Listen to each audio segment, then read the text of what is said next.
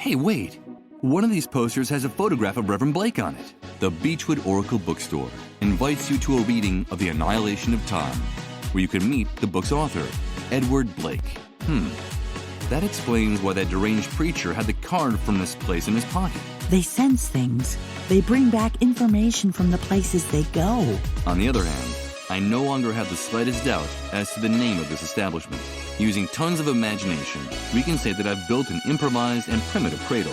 Oh God, it's horrible. A cradle built from scrap. Recycling, I think they called it, before the world collapsed. Thank you, Mr. Sleepyhead.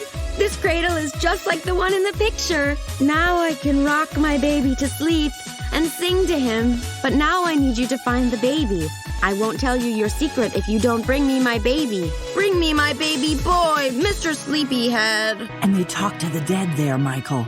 They communicate with the dead. Okay, don't worry, Rose. I'll do it. Thank you. Now I can rock my baby to sleep and sing to him. I finally managed to assemble a cradle that looks more or less like the one in that photograph. I doubt Rose in her condition would notice the difference. What? It took me a lot of work to build this cradle, and I have no intention of letting go of it now. Wait, aren't those individuals a little old for cuddling and lullabies? I think those kids are more interested in target practice. I'm not gonna do it. Rocking a charred doll is too creepy. I get the chills just thinking about it. I can't quite understand why I would want to rock this. I just don't see it. There are very few uses for a cradle like this one, besides rocking a baby, of course. Wait a minute. Isn't that person a little old for cuddling and lullabies? In better times, they must have been overflowing with literature. Now they look like the aftermath of one of those book burnings in the old days that maybe aren't as distant as they seem. I don't have a good feeling about the deep red of the cover. I'm not going to take one. They're what's left of the cinema section. Only a couple of biographies survived the fire. Let's see. They know, Michael. That's all. Dario Argento and John Carpenter. I don't need to look through these pages. I've already seen the horror out there. A copy of Heart of Darkness, with practically nothing left but the cover. No, I doubt there's anything in these stories that could surprise me. Dystopia. Could be the city's last name. Ray Bradbury, H.G. Wells, George Orwell, Philip K. Dick. This shelf must have been part of the science fiction section. Although I suppose that after the Great Wave, it would be more fitting to move them to the current events section. They're just sick people in mind. It looks like only some of the loose boards from the shelf survived the fire. 4 wooden boards, somewhat charred. Unfortunately, that's all I was able to rescue from the shelves of Beechwood Oracle. I don't know what I could use them for. I wish I could remember if I was a good handyman before the Great Wave. Why would I want to break this window? Besides, it's very quiet around here, and the sound of the breaking glass will alert everyone in the camp. These wooden boards are fine like this. I don't think they need holes. This wood is quite thick and hard. The protruding bed spring could only scratch it a little. Damn it! I can't remember. I'd bet my bottom dollar that's where they keep anything that valuable. Maybe you should take a look at that building. No, they're more than just ordinary sick people.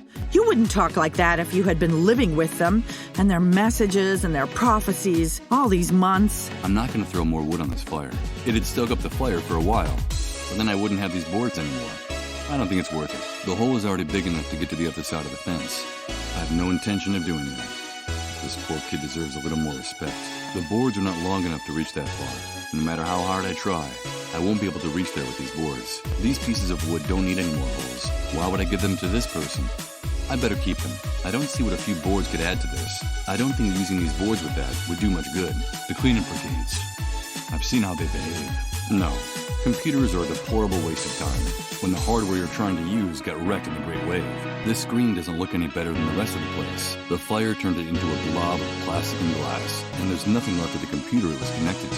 Thanks to the electrical tape, I've been able to join what's left of the metal subway sign to the wooden boards. And now I have some metal pieces with legs. Clear evidence of how pathetic my handyman skills are. They're savages. I despise them. They're like predatory animals. This table already has legs of its own. This object is sitting firmly on the ground. It doesn't need any legs. No, this piece of wood doesn't need a hole. These stools already have legs of their own. This dresser already has legs of its own. This object is fine on the ground. It doesn't need legs. This piece of furniture doesn't need legs. I don't think I'm going to be able to open it that way. The sign says, "Emergency exit, Beechwood Oracle Bookstore. Do not block." Heartless and unscrupulous. Well, it seems that in spite of the warning, this door is indeed blocked.